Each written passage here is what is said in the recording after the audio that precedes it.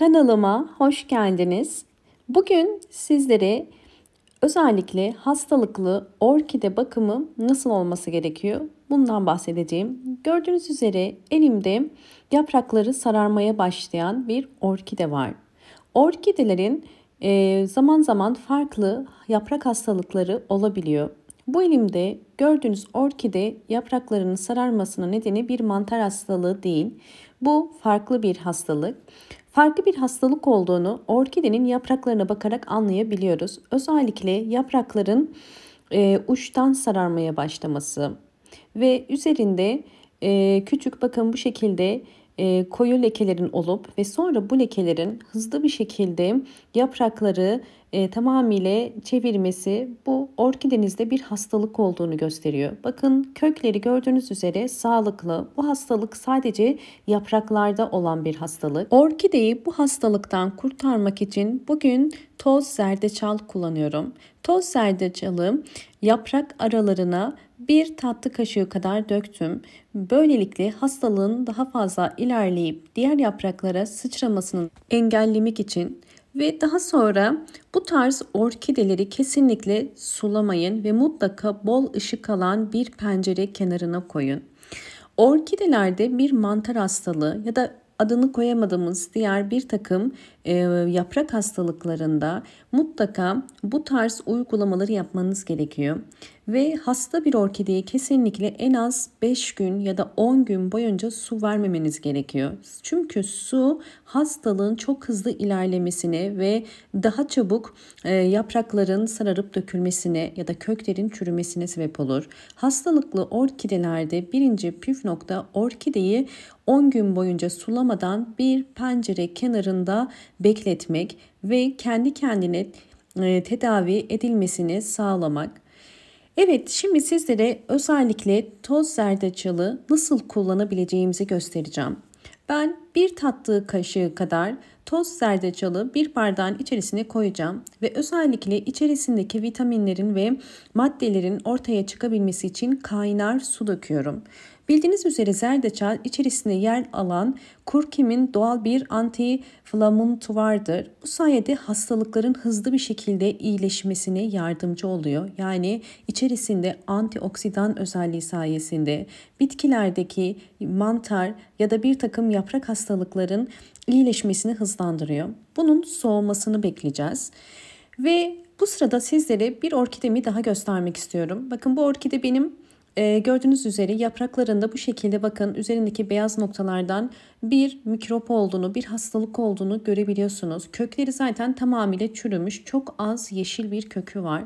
Bu tarz orkidelerde mutlaka saksıyı döküp yapraklarını ve köklerini, çürüyen köklerini temizlemenizi tavsiye ederim. Bu tarz enfeksiyonlu orkidelerde ilk yapmanız gereken enfeksiyonun sebebini bulmak. Bu eğer kökleri çok fazla çürüdüyse köklerinden başlayan bir enfeksiyon olduğunu, bir hastalık olduğunu gösteriyor. Bakın böyle bir orkidenin aslında hastalanmasının en büyük nedeni fazla sulama yapılması ve bu tarz hazır orkidelerde bakın içinde sünger oluyor. Fazla sulama yaptığınız zaman bu sünger maalesef köklerin tamamıyla çürümesine sebep oluyor. Ve bu yüzden orkidelerinizi fazla sulama yapmayın. Çünkü kökleri çok hızlı bir şekilde çürür ve sizler de orkidelerinizi kaybedersiniz. Evet, orkidemizi şimdi köklerini güzelce yıkayacağım. Yıkarken özellikle köklerin çok fazla zedelenmesine izin vermeyin ve daha sonra hastalıklı çürüyen kökleri temizlememiz gerekiyor. Orkidelerde kök temizliği yaparken sadece tamamıyla içi boşalan, çürüyen bakın bunun gibi olan kökleri kesiyoruz. Bunları keserek bu hastalıklı, enfeksiyonlu olan bölgenin daha fazla ilerlemesini engellemiş oluyoruz. Sararan kökler daha sonra iyi bir bakımla tekrar yeşil rengine döner. Sadece köklerin yumuşak ve içinin boş olmaması gerekiyor. Zaten içi boşalan bakın kökleri gördüğünüz üzere tel gibi içerisinde sadece bir şey kaldığını görebiliyorsunuz. Zerdeçallı suyumuz soğudu. Soğuduktan sonra artık bunu kullanabilirsiniz. Bakın gördüğünüz üzere tortu su altta birikti ve suyu üstte. Biz sadece suyunu kullanacağız. Ben 1 litre suyun içerisine zerdeçallı suyu döküyorum. Bunu dökerken dikkat etmeniz gereken kesinlikle tortusu suyun içerisine girmemesi gerekiyor. Bakın altta kaldı. Bunu daha sonra tekrar başka şeyler için de kullanabilirsiniz. Geriye kalan suyunu ise sizlere nasıl bitkilerde kullanacağımızı göstereceğim. Bakın biraz önce gösterdiğim hastalığın gördüğünüz üzere bu yaprakta da başladığını görüyoruz. Böyle bir durumda hastalıklı olan kısmı sadece kesmenizi tavsiye ederim. Eğer kesmezsek bu yaprakta hızlı bir şekilde sararacaktır. Bakın yaprak altından da ve üstünden de kahverengi lekeleriyle bu enfeksiyonun devam ettiğini gösteriyor. Daha sonra kestiğiniz yere toz zerdeçalı süreceğiz. Bu sayede bu bölgede devam edebilecek bir takım yine yaprak hastalığını antioksidan özelliği sayesinde durdurup burayı enfekte edecek ve hastalığın ilerlemesini durduracak. Sizler de orkidelerinizde bu tarz hastalıklarda zerdeçal kullanabilirsiniz. Evet, bu kadar yeterli. Bakın gördüğünüz üzere sürdüm ve şimdi orkidemize özellikle köklerinde de bu enfeksiyonun devam etmemesi için bu karışımı veriyorum. Bu karışımı sadece hastalıklı orkidelerde kullanabilirsiniz.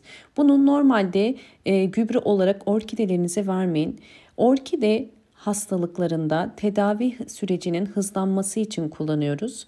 Yani bunu ayda bir kere vermiyoruz. Bunu da belirtmek istiyorum. Şimdi sararan yapraklarını da bakın ortadan ikiye ayırırsanız çok kolay sararan yapraklarını da buradan çıkarabilirsiniz. Özellikle bu orkidemde diğer mantarlı orkidelerden farkını göstermek için bakın bu kök kısmına bakabilirsiniz. Normalde mantarlı olmuş olsaydı burası siyah olacaktı. Fakat gördüğünüz üzere yaprak tamamıyla sarardığı halde gövde kısmında hiçbir siyahlık yok. Yani bu bir mantar hastalığı değil. Bu başka bir yaprak hastalığı. Bunu da göstermek istedim.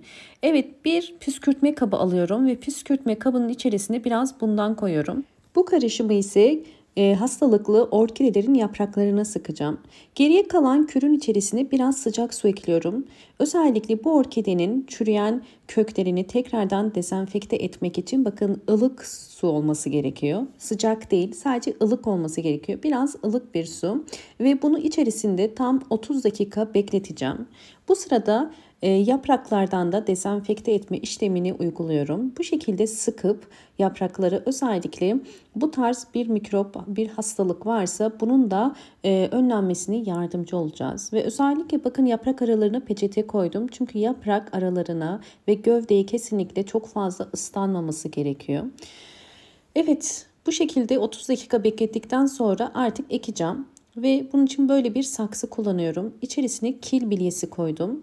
Ve üzerine de çam kabuğu koyuyorum bakın. Hemen 30 dakika beklettiğim orkidemi içerisinden çıkardım ve şimdi artık ekim için hazır yeni saksısına ekiyorum.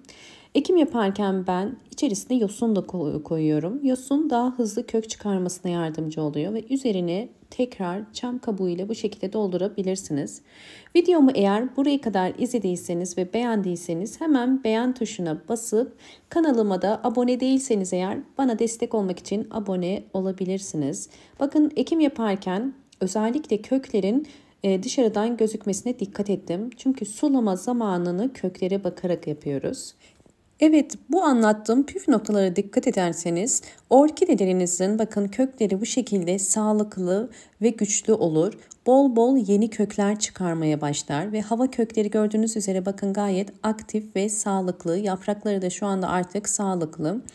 Zencefil özellikle içerisindeki A, C, E vitaminleri sayesinde ve içerisindeki fenolik, flavonit miktarı sayesinde güçlü bir antioksidan sağlayarak orkidemizin hızlı bir şekilde toparlanmasına, bol bol kökler çıkarmasına ve çiçek dalı çıkarmasına yardımcı olmuş oluyor.